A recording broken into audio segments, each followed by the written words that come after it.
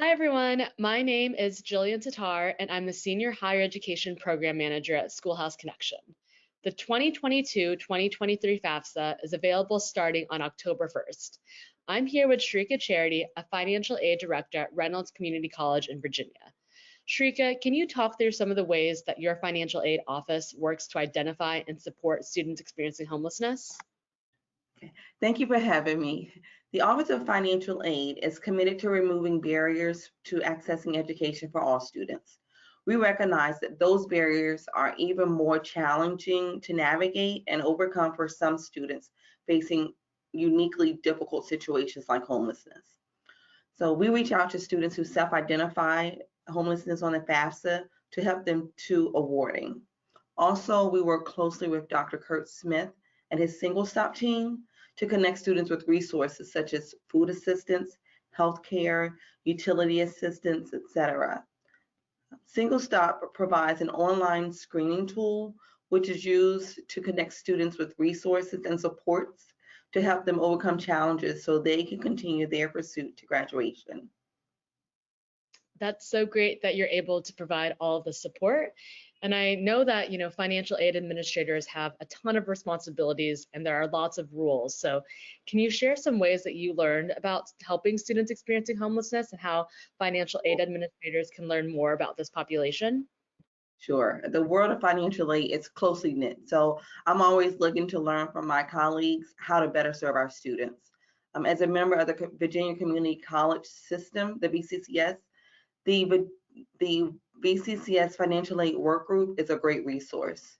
This community of financial aid administrators allows us to learn about updates, trends, and best practices. I recently participated in a pilot program looking at having a school point of contact for homeless students. The pilot really opened my eyes to some practices that we could implement to better serve our homeless students and to make their educational journey smoother. We can do more and we will. The SPOC is just a start.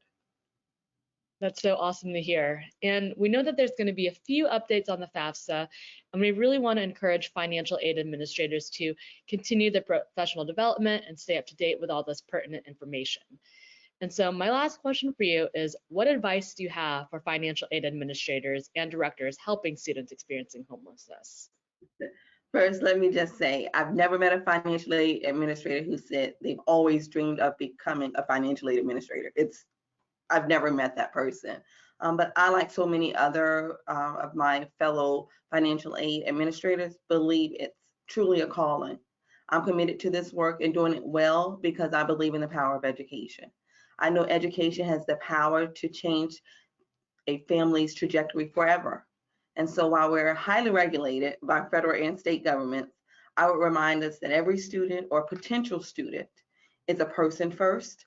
And so although we must follow the regulations, lead by your heart with the regulations in mind. Have a heart and see each student individually, but allow the regulations to guide you as you guide the student through the financial aid process and ultimately through their educational journey to a better life for themselves and their families. I love that, the lead by your heart and with the regulations in mind. And so thank you so much, Sharika, for joining me today. For more information about the FAFSA, you can check out the link below. All right, thank you. Thank you.